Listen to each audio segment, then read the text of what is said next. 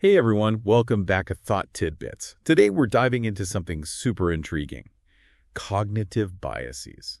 Have you ever wondered, why you make certain decisions, or why sometimes your judgment feels a little off? Well, cognitive biases could be the sneaky culprits behind those moments. They're like mental shortcuts our brains take, but sometimes they can lead us to some pretty surprising conclusions. Yeah, it's really fascinating how our brains work, isn't it? I mean, they're constantly bombarded with information, so they've developed these little tricks, these mental rules of thumb called heuristics, to help process everything quickly. So it's like our brains are trying to be efficient, but sometimes they end up taking the wrong exit on the mental highway. Yeah, that's a perfect way to put it. These heuristics, while usually helpful, can sometimes misfire and lead to systematic errors in our thinking. That's when they become cognitive biases. Think of it like this. You're driving, and your GPS tells you to take a shortcut. Most of the time. It saves you time. Sometimes it leads you down a dirt road, or even gets you totally lost. Okay, that makes a lot of sense. So let's talk about some examples of these mental shortcuts gone wrong.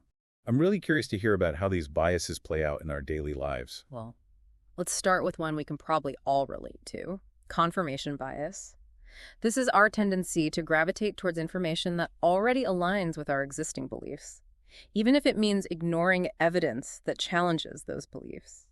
Like that friend who's convinced a certain diet is the only way to be healthy, and they only read articles or watch videos that support their view. Yeah, that's so true. It's like we build these little echo chambers around ourselves, filtering out anything that doesn't fit our preconceived notions. Exactly. And that can have a huge impact on how we see the world, how we interact with others, and even the decisions we make. Another common bias is anchoring bias, is where we fixate on the first piece of information we receive, even if it's completely arbitrary, and use it as a reference point for all subsequent judgments. Oh, like if you see a sweater that was originally marked at $200, but is now on sale for $50, you might feel like you're getting an amazing deal, even if the sweater wasn't really worth $200 in the first place. That's exactly it. That initial price acts as an anchor, influencing our perception of value, even if it's not a true reflection of the item's worth. We see this tactic used in marketing and negotiations all the time. Wow, that's so sneaky. It's like our brains are wired to be tricked by these seemingly harmless pieces of information. Right. It's incredible how subtle yet powerful these biases can be. And speaking of subtle influences, let's talk about the halo effect. This is where we tend to generalize a person's positive qualities based on a single, often superficial characteristic. Like, if someone is physically attractive, we might automatically assume they're also intelligent, kind, and trustworthy. It's like that saying, don't judge a book by its cover. But our brains seem to do it all the time. It's a natural human tendency, but it can definitely lead to some flawed judgments. Okay, so we've talked about confirmation bias, anchoring bias, and the halo effect. Are there any other mental tracks we should be aware of? Oh, there are so many. But let's focus on a couple more that have a big impact on how we process information. There's the availability heuristic, which is our tendency to overestimate the likelihood of events based on how easily we can recall examples of them. So, if you've recently read a news story about a shark attack, you might suddenly feel like shark attacks are more common than they actually are, even though statistically, they're incredibly rare. Exactly. Vivid or emotionally charged events tend to stick in our minds more readily, making them seem more prevalent than they really are. This can really skew our perception of risk and influence our decisions. That's a really good point. So being aware of this bias can help us avoid making decisions based on fear or sensationalized information. What about that last bias you mentioned? Yes. Loss aversion. This one is all about how we hate losing things more than we like gaining things of equal value. So, like if you were offered a bet where you had a 50% chance of winning $100, but also a 50% chance of losing $100, you'd probably be hesitant to take the bet, even though statistically. It's a fair gamble. Exactly. That's loss aversion at play. The potential pain of losing $100 looms larger in our minds than the potential pleasure of winning $100. Even if the amounts are equal, this bias can make us risk averse and sometimes prevent us from making decisions that could actually benefit us in the long run. This is all so fascinating. It's like we're peeling back the layers of our minds and discovering all these hidden mechanisms that drive our thoughts and actions. But what about the real-world consequences of these biases? Do they actually impact our lives in a significant way? Or is it just a bunch of interesting psychological trivia? Oh, believe me, these biases have far-reaching consequences. They influence everything, from our personal relationships to global politics. but we'll dive into that more after. We'll dive into that more later. Yeah. So we were talking about these real-world impacts of these biases. How about the healthcare field, for example? A doctor might unintentionally fall prey to anchoring bias by fixating on a patient's initial symptoms. This could lead them down the wrong path, potentially overlooking other crucial details that might point to a completely different diagnosis. That's a little unsettling to think about. It makes you realize how important it is for medical professionals to be aware of these biases and to have systems in place to double-check their thinking. Absolutely. Yeah, it really highlights the need for critical thinking and a willingness to question those initial assumptions. Now, let's shift gears to the financial world. You know how sometimes people get caught up in those investment frenzies? That's often driven by herd behavior, a classic example of how biases can influence our financial decisions. People see others buying a particular stock and assume it must be a good idea and jump on the bandwagon without really doing their own research. It's like that fear of missing out, that FOMO feeling, driving people to make impulsive choices. Exactly. And this can lead to market bubbles and crashes, which can have a devastating impact on people's financial well-being. But biases aren't limited to healthcare and finance. They also show up in the workplace, especially when it comes to hiring decisions. A hiring manager might be swayed by the halo effect, favoring a candidate who has a polished resume and a charismatic personality, even if someone else has more relevant skills and experience, but maybe isn't as good at self-promotion. It's like we need to train ourselves to look beyond those superficial impressions and really dig into the substance of what each candidate brings to the table. I couldn't agree more. Yeah, it's about recognizing that our initial impressions can be clouded by these unconscious biases. And speaking of influencing perceptions, let's not forget the realm of politics. Framing bias runs rampant in political discourse. Politicians so carefully choose their words to try and shape public opinion. Take the example of calling a tax a revenue enhancement. It sounds so much more palatable than saying tax increase, even though they essentially mean the same thing. It's like a linguistic magic trick, playing on our subconscious associations to influence how we perceive an issue. It is, and it's incredibly effective. But biases don't just operate on a grand scale. They also creep into our personal relationships. The fundamental attribution error, for example, can cause all sorts of misunderstandings. We might judge a friend who cancels plans as inconsiderate, without considering that they might be dealing with a personal crisis. We're just feeling overwhelmed.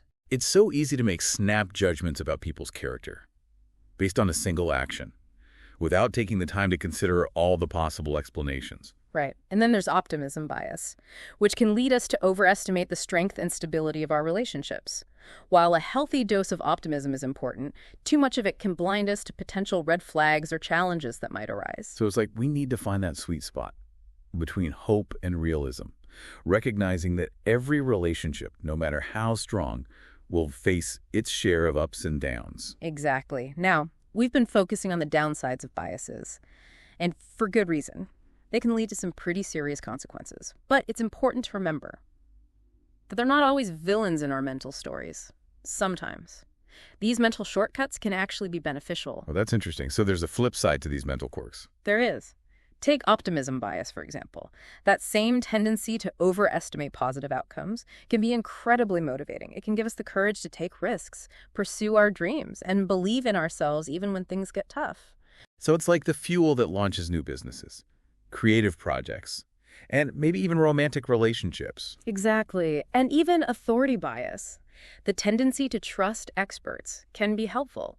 It allows us to learn from those who have dedicated their lives to a particular field without having to reinvent the wheel ourselves. It's like taking a shortcut to knowledge, trusting those who have already done the deep dive in a particular area. Precisely. So the key takeaway here is that biases aren't inherently good or bad. It's all about understanding their influence and recognizing when they're helping or hindering us. That's a great point. It's not about trying to eradicate biases altogether, but rather learning to wield them wisely, like tools in a mental toolbox. That's a fantastic analogy. And speaking of tools, let's talk about how technology plays a role in both amplifying and mitigating these biases. Okay. I'm really curious about that. How does technology fit into this whole cognitive bias equation? Well, on one hand, algorithms can reinforce our existing biases. Think about social media platforms that show us content tailored to our preferences. While this can be helpful in some ways, it also creates these echo chambers where we're only exposed to information that aligns with our existing beliefs, which can make confirmation bias even stronger. It's like being stuck in a personalized bubble of information, never encountering opposing viewpoints yes. or challenging our Actually, own assumptions. Exactly. But on the flip side, technology can also be a powerful tool for mitigating those biases. We have access to fact-checking resources, data visualization tools, and even AI-powered platforms that can help us analyze information more objectively. So it's like a mental battleground, with technology wielding both weapons and shields in the fight against our own biases. That's a great way to put it.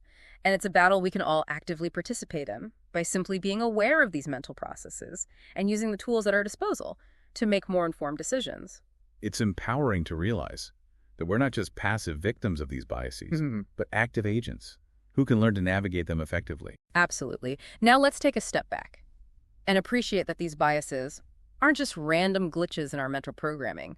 They're shaped by both our evolutionary history and our cultural influences. That's fascinating. So there's a deeper story behind these mental shortcuts, connecting us to our past and the societies we live in. There is. Evolutionary psychology suggests that biases like in-group favoritism, where we favor members of our own group, likely evolved as a survival mechanism. By sticking together, our ancestors were better able to protect themselves and secure resources. So it's like a primal instinct for cooperation and tribal loyalty encoded in our DNA. Exactly. And those instincts still influence us today, though they often manifest in more subtle ways.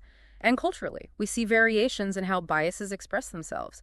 Individualistic societies, which emphasize personal achievement, tend to exhibit more self-serving bias, where people attribute their successes to internal factors and their failures to external ones. So it's like a cultural lens shaping how we perceive ourselves and our actions in the world. Precisely. And in collectivist cultures, which prioritize group harmony, we see more conformity bias, where people adjust their beliefs and behaviors to fit in with the group. It's amazing to see how these biases intertwine with our social fabric, shaping not only individual behavior, but also group dynamics and cultural norms. It really is. Understanding these cultural and evolutionary roots can give us a deeper appreciation for the complexity of human cognition and the forces that shape our thoughts and actions. Absolutely. It's like we've peeled back the layers of our minds, revealing a tapestry woven with threads of biology, culture, and personal experience. Exactly. And as we continue to explore this fascinating world of cognitive biases, we're better equipped to make more informed decisions, foster healthier relationships, and navigate the complexities of our ever-evolving world. This deep dive into cognitive biases has been so eye-opening. We've uncovered so much about these hidden forces that shape our thoughts. It really has been a fascinating exploration. So as we wrap up, what would you say is the most important takeaway for our Thought Tidbits viewers? Well, I think the key takeaway here is that simply being aware of these biases is a huge step toward making more informed decisions and improving self-awareness. By recognizing these mental shortcuts, we can start to question our assumptions, seek out different perspectives, and ultimately make choices that are more aligned with our true values and goals. It's like we've been given a new lens to view the world and ourselves. Exactly. And as you continue to explore this fascinating field of cognitive biases, remember to approach it with curiosity and a healthy dose of skepticism. The more we understand our own minds, the better equipped we'll be to navigate the complexities of the world. This has been an incredible journey into the inner workings of our minds. Thank you so much for sharing your expertise with us today. It's been my pleasure. And to all of our amazing Thought Tidbits viewers, we hope this deep dive has left you with plenty to ponder. Have you noticed any of these biases in your own thinking or decision-making? Let us know in the comments below. And as always, don't forget to like, share, and subscribe to Thought Tidbits for more insightful content. Until next time, keep those minds curious and those biases in check.